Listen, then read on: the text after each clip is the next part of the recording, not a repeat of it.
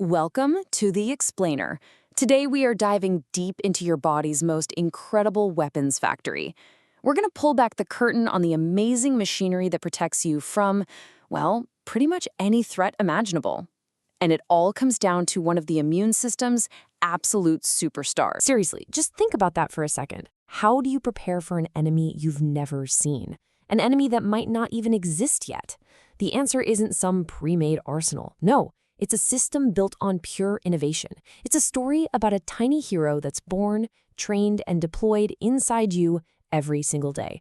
This is the story of the B cell. All right, so let's meet this B cell. It's a key part of your adaptive immune system, which is the part that learns and remembers. These cells come from the stem cells in your bone marrow, and the numbers are just staggering. We're talking about 1 billion new B cells produced every single day of your life.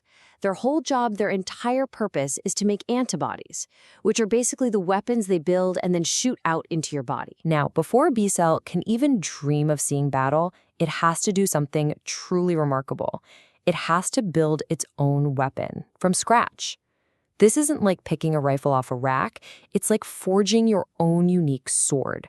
And it does this through what is essentially a high-stakes genetic game of chance. I just love this analogy.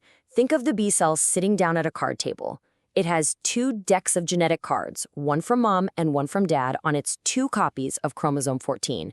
To build the first part of its weapon, it has to draw the right cards from one of these decks and put them together perfectly. The first chromosome that gets it right wins. The other one gets shut down for good. It's a race against itself. The risk here is just insane. As you can see, the cell grabs these gene segments called V, D, and J and literally cuts and pastes them together, throwing away all the DNA in between. But here's the crazy part. The way our genetic code is read in 3s, there's only about a 1 in 9 chance that this random pasting will result in a readable, functional gene. If chromosome number 1 fails, it gets one more shot with the second. If they both fail, the cell is terminated. It's a brutal but totally necessary form of quality control. Okay, so our B cell has won the genetic lottery. It now proudly displays its brand new one-of-a-kind receptor on its surface, like 100,000 copies of it. It gets released into the world as a naive B cell, just waiting to bump into the one thing in the universe its receptor can bind to. But just finding its target is not enough. To stop the system from going haywire, it needs a second go signal. Think of it like a 2-key launch system for a missile. So why all the security? Why the 2 keys? Well, because that same random gene shuffling process that can create a perfect weapon against the flu could, just by pure chance, create a weapon that targets your own body. That would be a disaster. This second signal is a crucial failsafe. It makes sure that B cells only get the green light to attack when there's a real danger present, preventing the immune system from turning on itself, which is exactly what happens in autoimmune diseases. So there are basically 2 ways a B cell gets activated. The first and the most important one is T cell-dependent activation. This is the high five from another immune cell, a helper T cell.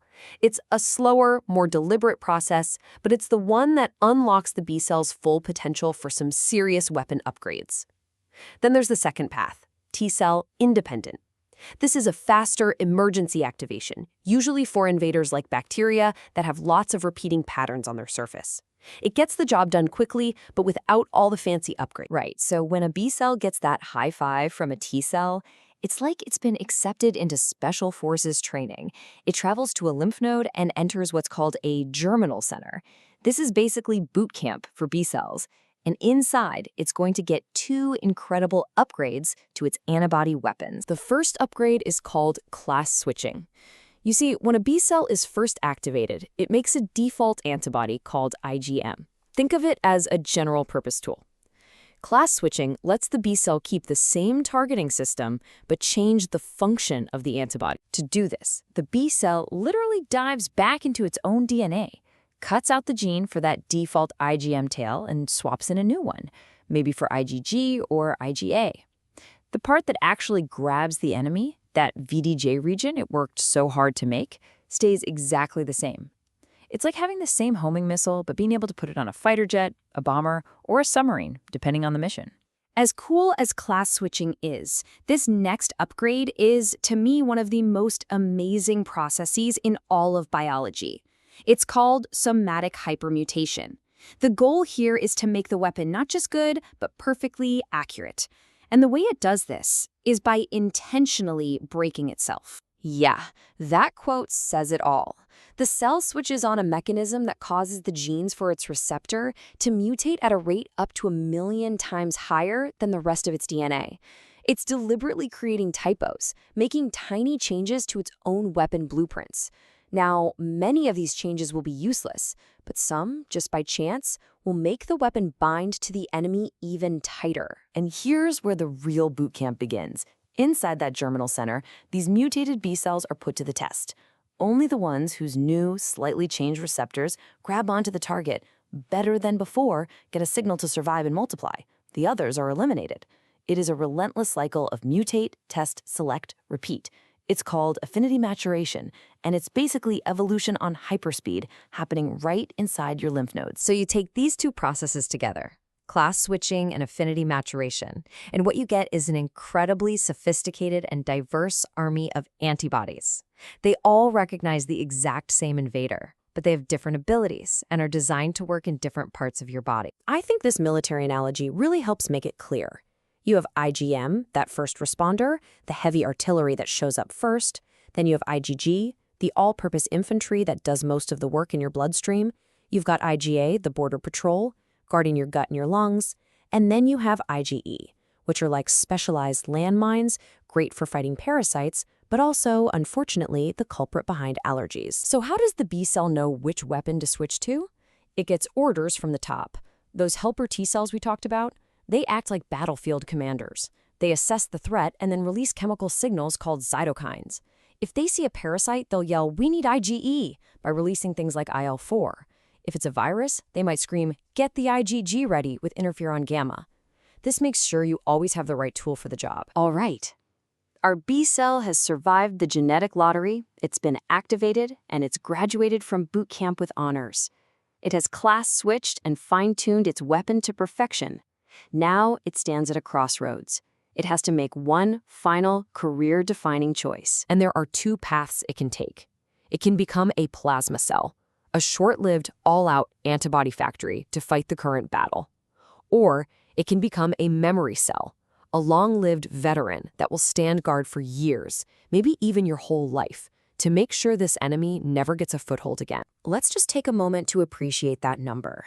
2,000 per second. If the B cell chooses the plasma cell route, it becomes an absolute biological machine. It completely retools its insides to become a factory floor for one thing and one thing only, pumping out those high-affinity, class-switched antibodies. These are the guys that win the war, but they burn out fast, usually living only a few days. The other path is to become a memory B cell.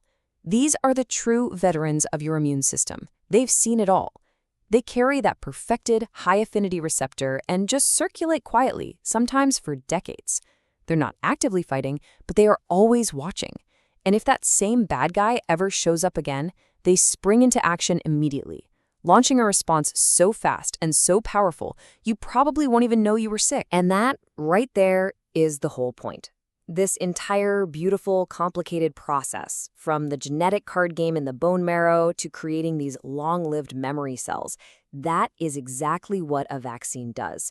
We're essentially tricking the immune system. We show it a safe piece of an enemy, and it runs this entire training program. It creates an army of battle-hardened B-cell veterans ready to protect you from a disease you've never actually had. It is, without a doubt, one of the most elegant and powerful protective systems that life has ever invented.